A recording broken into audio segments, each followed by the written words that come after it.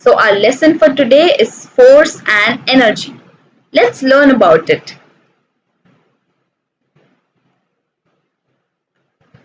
We often have to push these boxes, or if not a box, maybe a car that stopped working, or maybe a glass of water towards someone. We push or we pull.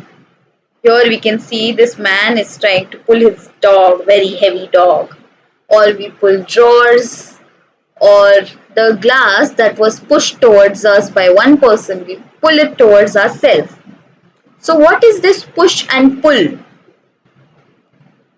The push and pull acting on an object is called force. Now let's see effect of force. The change in an object due to force exerted on it is known as effect of force. So obviously if some force is applied on an object, we will see some sort of change in it, and this change will be the effect of a force. So let's see some different effects of force. First is to move an object. Here we can see this is a stationary ball, and when the man kicks it, that is when he applies some force, he is moving the stationary object, and this is an effect of force. This man is essentially applying force to move this object. The second effect of force is changing the shape of an object. Here force is applied due to which the shape of this can has been changed, right? It has been crushed. Another example of this is when we make tea, we crush ginger and put it in tea, right? So we are actually changing the shape of ginger. And another example is pottery. When we make pot, we are actually changing the shape of mud by applying force on it. So that is another effect of force. The third effect of force is change the direction of an object. See from which direction the ball has come towards the bat. It's come in a straight line, and now after getting hit by the bat, the ball is moving in another direction. This is because force was applied by this man on the ball, by this cricketer, and that's why the direction changed, right? So this is another effect of force.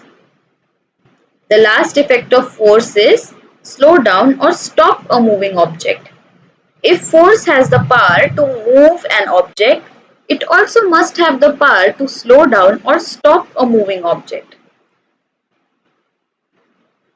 See the moving ball that's come towards her hand, and she has stopped it. See the effect of it on this part of her hand. She has to apply some force to stop the ball from moving. So now that we know force and effect of force, let's learn about types of forces. The first type of force is muscular force, something we have to use all the time. It is the force which we exert on an object through the contraction of our muscles. See this game they are playing? This is known as tug of war. So when people are playing tug of war, they are actually exerting a lot of force on object with the help of their muscles. After playing tug of war, you will notice that your muscles start paining. This is because they have exerted a lot of force. So I hope this is clear. If you have any more examples of muscular force, please mention them in the comments below. Let's see the next type of force. Very essential. Gravitational forces. Gravitational force is the force which attracts objects to the center of the earth. Do you know this man? This man is Isaac Newton. He discovered gravity accidentally when an apple fell on his head. When the apple fell on his head, he thought, why is the apple falling down and not going up?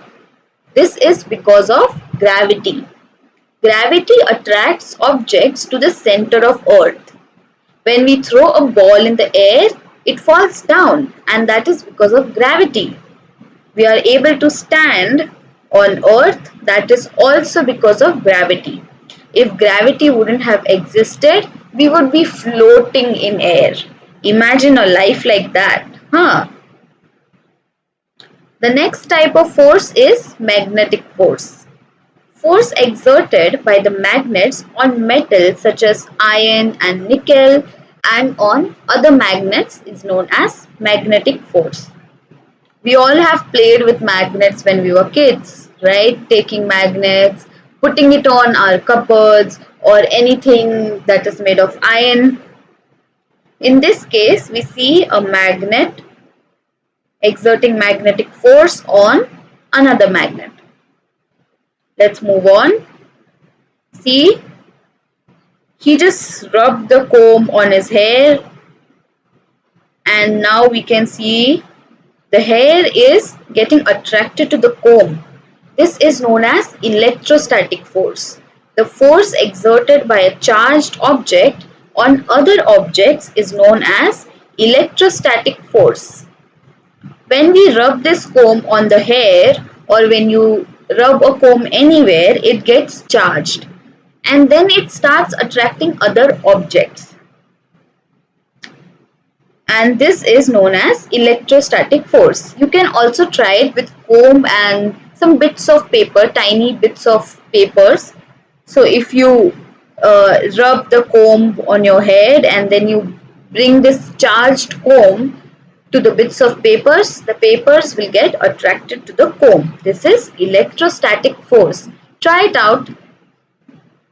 The next force, again very essential, is frictional force. The force that tries to stop the movement of objects across a surface. See here, the man is trying to ski on a smooth surface, that is ice, and here the man is trying to, he doesn't have any ski but he is trying to slide on this grass. Which one do you think will help him move? This one, because it is a smooth surface, whereas this is a rough surface. A rough surface will exert more frictional force than a smooth surface. Here, the force that's trying to stop the man is much larger than the force here that's trying to stop the man. Right? So I hope you understood friction a bit, but we'll look into it a bit more so that you understand it better. Let's see the advantages of frictional force. The first one is it enables us to walk. If friction wouldn't exist, we wouldn't be able to walk. Imagine instead of this rough road, this lady is walking on ice, very smooth ice. Do you think she'd be able to walk so well? No, she'd slip and she'd fall down. So because of friction, she is able to stop like this and move properly, walk in a proper manner. The second advantage of frictional force is it enables us to write. Without friction, whether you take a marker or a chalk and try to write on the board, it will just slip. The chalk will slip, your marker will slip, and you will not be able to write anything. So friction is something that tries to stop the movement of objects across a surface. That means if there is a chalk, it will try to stop the movement of chalk and not let it slip, okay, or not let it move continuously. And that is known as frictional force. Let's see another advantage. Screws can be tightened. It can only get so tight because the movement is being stopped. Okay, because it is resisting the movement of this screw inside this wooden panel. That's why we are able to tighten it so much. The fourth one is tires of vehicles do not slip because of the grooves. So you must have noticed in rainy season there's a high chance of slipping of vehicles. This is because there's no friction, and because there's no friction, or there can't be no friction, because there's less friction, there's a tendency to slip. That's why they make these grooves on tires. These grooves will avoid the slippage, and they will stop the movement of objects across a surface very easily. Now that we have seen the advantages, let's see the disadvantages of frictional force. First one is wear and tear. So if there's a lot of resistance for the movement of a machine part, obviously it's going to get damaged. And see how it is smooth over here, but because there must have been constant force on this, constant resistance of force on this part, that's why it has worn down completely. To avoid this, what do we do to make it run more smoothly? We put oil. So oil will reduce the frictional force on these parts of the machines, and they will work smoothly. There will be less frictional force on these parts. Next example is it produces heat which may damage machine parts. So what was the definition of friction? We said that friction is something that tries to stop the movement of objects. Now I want you to imagine this. You want to go outside, but your mother is not letting you go outside. What happens? You get very angry. And when you get angry, you heat up from inside, right? So when these objects, they are not allowed to move, they also heat up, similar to the anger in you. Here's an example. You are applying brakes. When you apply sudden brakes, the machine, there is high chance that the machine will get heated up. Soles of shoes can get worn out. Here's an example. Now let's see difficulty to slide heavy boxes. Yeah, we have all noticed this. Try heavy boxes. They are very hard to slide. They are very hard to move because they have a lot of frictional force. Now let's move on to work. Work is said to be done if an applied force moves an object from its original position to another position. Okay, so it only says that work is said to be done when an applied force moves an object. Only when moves an object. So is it saying that when you apply force on a wall, no matter how much energy you lose, if it doesn't move, no work is done? Right, that's what it says. If the wall is not moving, no work is done. Whereas if you're pushing something and it's moving, then work is said to be done. So remember, work is only done if an applied force moves an object. Now we have learnt about two things, force and work. The last segment of this lesson is energy. Energy is the capacity to do work. Only if we have energy can we do work. Let's see the types of energies. Light energy. It helps us to see everything around us. You think these are just hands?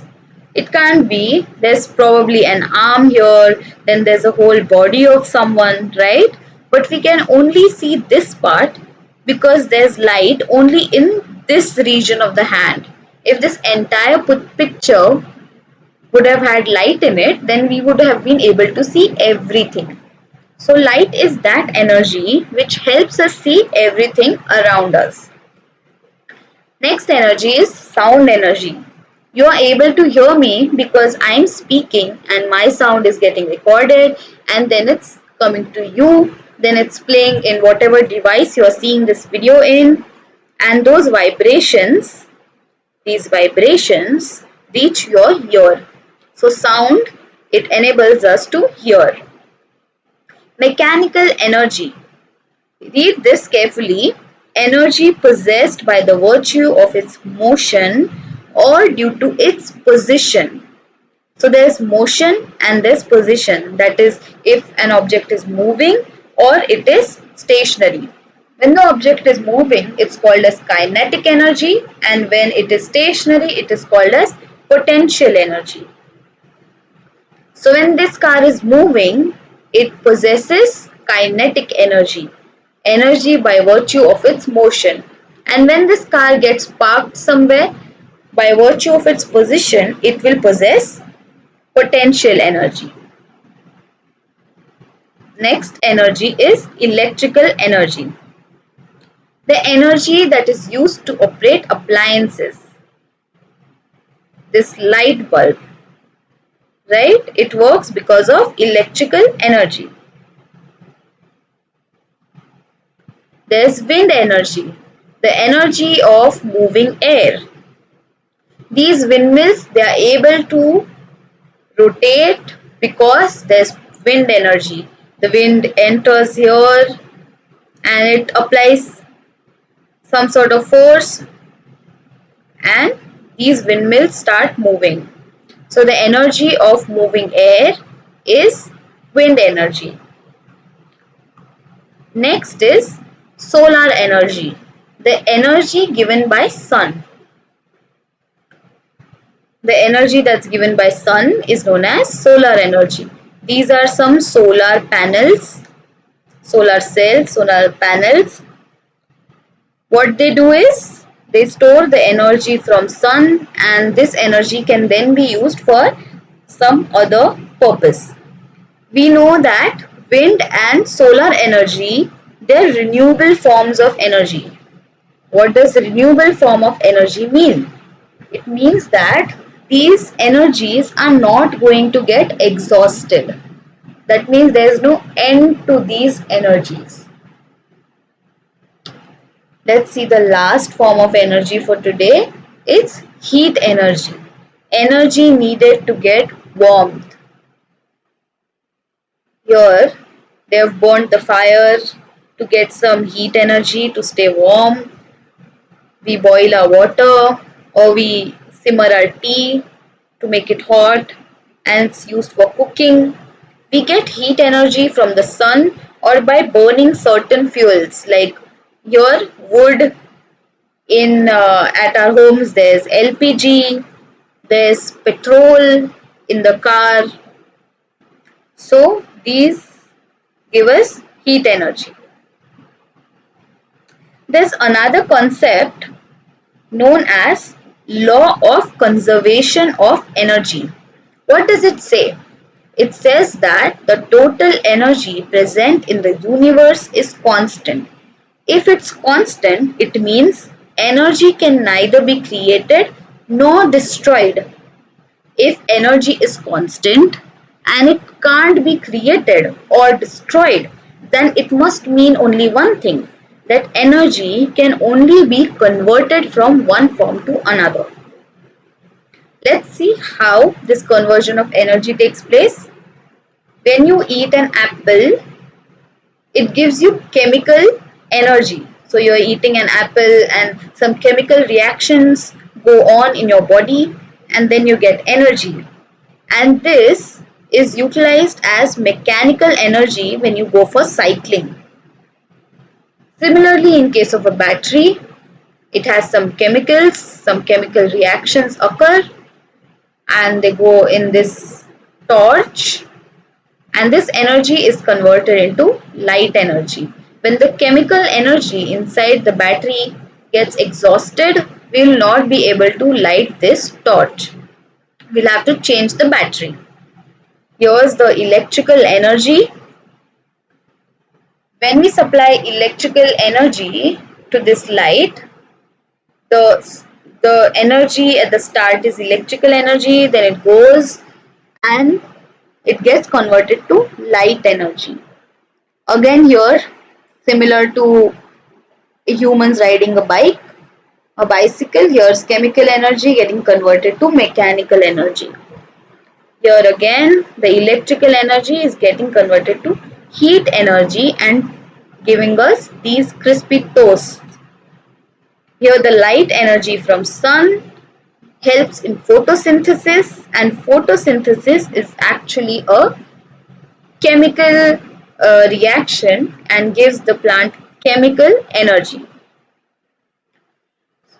So now you know that the energy that is in the universe remains constant.